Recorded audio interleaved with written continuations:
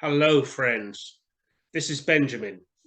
I'm sorry I've been away so long, but there was no way I was going to get to Christmas without sharing another story. Now, last time you remember, we started the book Stories for Children by Oscar Wilde. This is illustrated by Charles Robinson. Now, this book was published by the O'Brien Press in 2013, and you might remember last time we did the story of the Happy Prince, which I always enjoyed when I was a child myself. And that's why I wanted to come back to this book and do the next story, which is called The Nightingale and the Rose. We'll see what you think of this. So if you're ready, let's start with the first part of The Nightingale and the Rose.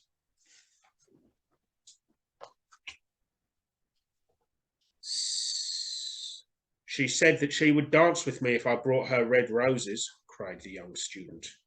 But in all my garden there is no red rose. From her nest in the holm oak tree, the nightingale heard him, and she looked out through the leaves and wondered.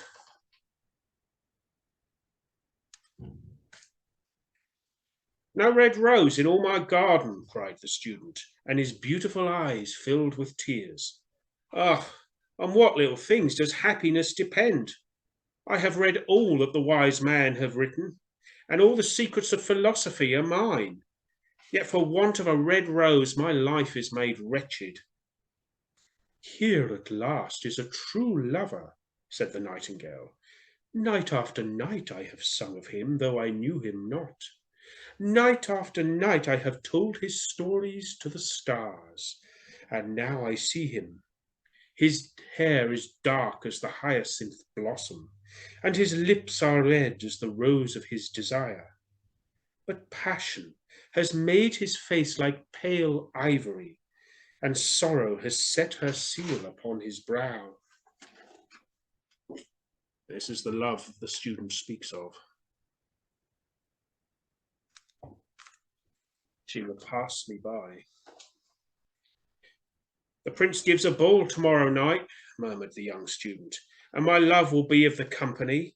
If I bring her a red rose, she will dance with me till dawn. If I bring her a red rose, I shall hold her in my arms, and she will lean her head against my shoulder, and her hand will be clasped in mine. But there is no red rose in my garden, so I shall sit lonely, and she will pass me by. She will have no heed of me, and my heart will break. Here indeed is a true lover, said the nightingale.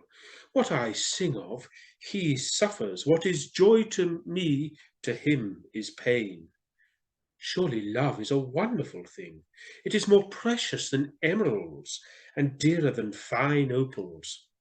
Pearls and pomegranates cannot buy it, nor is it set forth in the marketplace.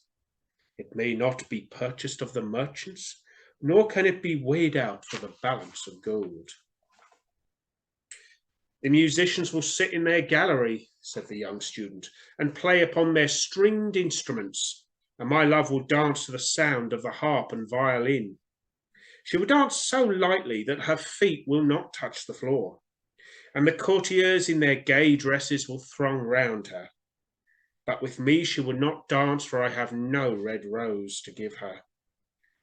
And he flung himself down on the grass and buried his face in his hands and wept. Why is he weeping? Asked a little green lizard, as he ran past him with his tail in the air. Why, indeed, said the butterfly, who was fluttering about after a sunbeam. Why, indeed, whispered a daisy to his neighbour in a low, soft voice. He is weeping for a red rose, said the nightingale. For a red rose, they cried. How very ridiculous! And the lizard, who was something of a cynic, laughed outright. But the nightingale, who understood the secret of the student's sorrow, and she sat silent in the oak tree and thought about the mystery of love. Suddenly she spread her brown wings for flight and soared into the air. She passed through the groove like a shadow, and like a shadow she sailed across the garden. In the centre of the grass plot was standing a beautiful rose tree, and when she saw it, she flew over to it and lit upon a spray. "Give me a red rose," she cried, "and I will sing you my sweetest song." But the tree shook its head. "My roses are white," it answered, "as white as the foam of the sea, and whiter than the snow upon the mountain. But go to my brother, who grows round the old sundial, and perhaps he will give you what you want."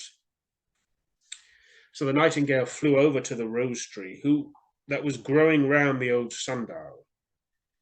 "Give me a red rose," she cried, "and I will sing you my sweetest song." But the tree shook its head. "My roses are yellow," it answered, "as yellow as the hair of a mermaiden who sits upon the amber throne, and yellower than the daffodil that blooms in the meadow before the mower comes with his scythe. But go to my brother's house, who grows beneath the student's window, and perhaps he will give you what you want." So the nightingale flew over to the rose tree that was growing beneath the student's window. "Give me a red rose," she cried, "and I will sing you my sweetest song." But the tree shook its head.